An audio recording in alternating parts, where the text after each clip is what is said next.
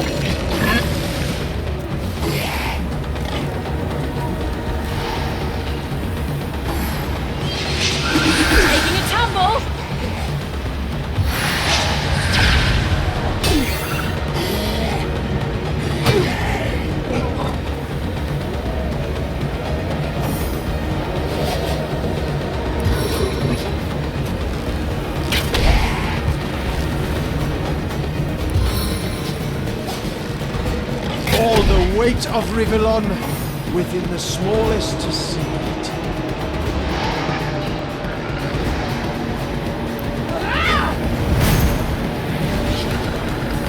Die, vermin!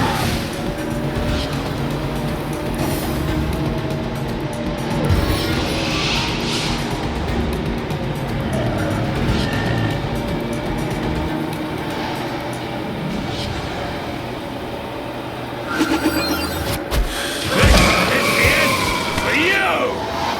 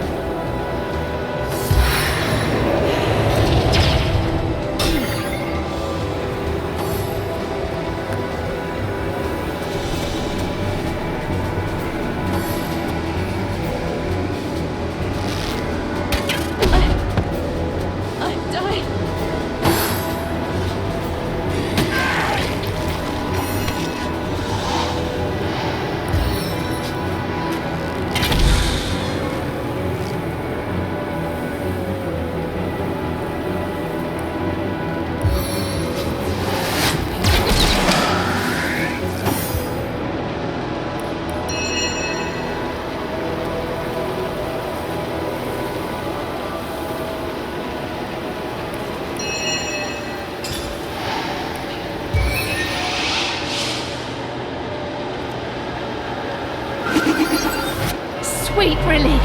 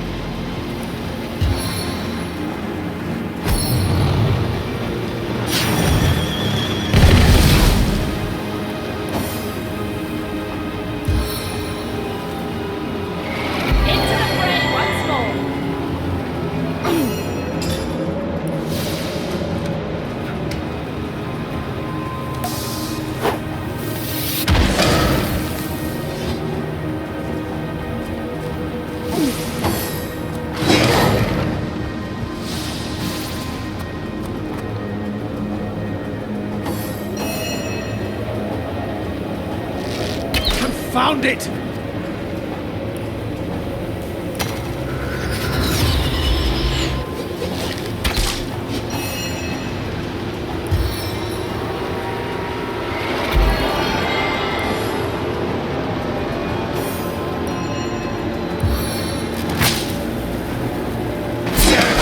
Silence awaits you!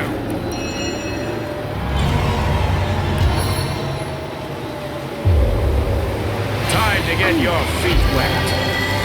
I prefer to drown my sorrows with ale. It is spectacular indeed to behold how quickly your powers grow. There is a superhuman quality to your progress that both impresses and pleases me. Do continue to pursue the depths of your potential with relentless resolution. Yes, seek power for power's sake. Forswear the pitfalls of morality. Forswear both good and evil. The promises of duty and ambition. Let power be the end of its own means, and nothing in this world will be able to stand in your way.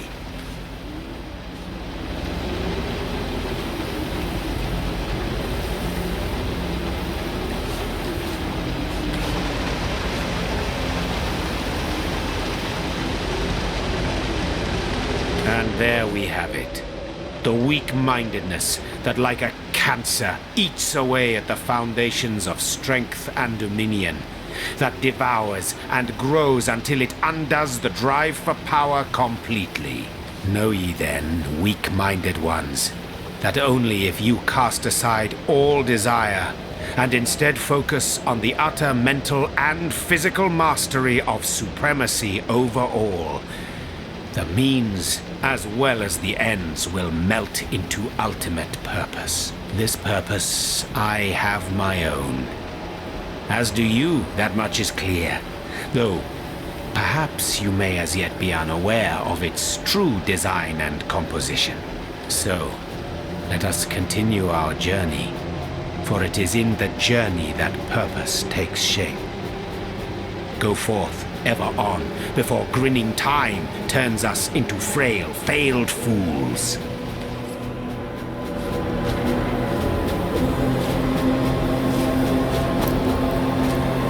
By Parbatha's silver talons must we linger so.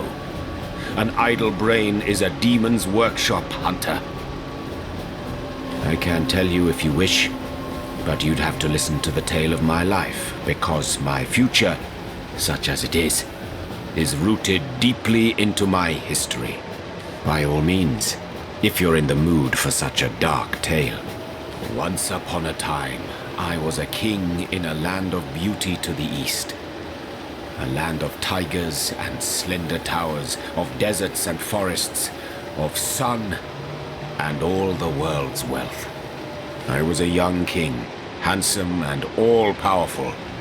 Every nobleman would have killed his own brother if I promised to take his daughter's hand in marriage. But I refused their incessant implorations. I knew my life as a sovereign would be self-indulgent, but also a self-delusory one, if I weren't to marry for love. And so a handful of years went by. The king's throne I myself occupied, whereas the queen's throne remained empty but for the court's cats that would nap the afternoons away upon its velvet cushions. But then one day, a young woman visited my kingdom. She was a poetess and a storyteller. People flocked to her, listened to her every word as if receiving mantras from the divines. I invited her to my palace, and soon our days, our nights, our love and our lives intertwined. Hiraka. How I miss her still. Miss the brilliance of her mind that was both as sparkling and as unbreakable as the diamonds that adorned her body. Oh, and how I miss her body. 1,000 artists I could have commanded, show me beauty.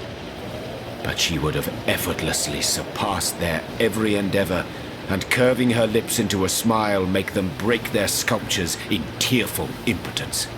And yet, true happiness, that commodity more precious and even more fleeting than the dominion of kings, sang to us like the nightingale, only to depart come the dawn of our first year's unity.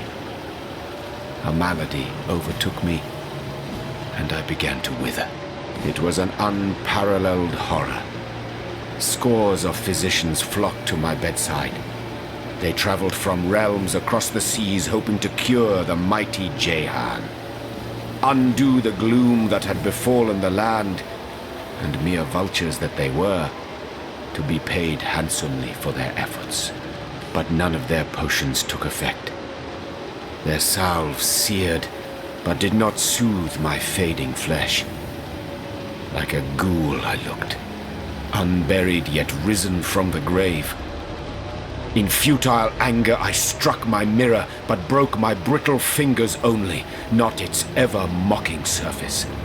That, hunter, is a tale for later. I realize I haven't answered your initial question yet. Why it is that I chase time like a lioness its prey. But we'll get to that part later, should time permit. Yes, let's get this over with.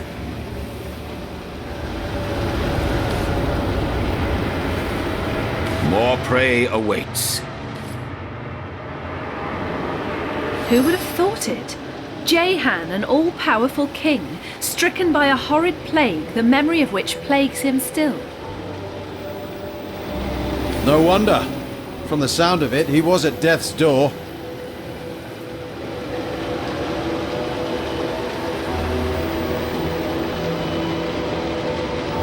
The higher your station, the deeper you may fall. He may live, but clearly Jehan is a king no longer.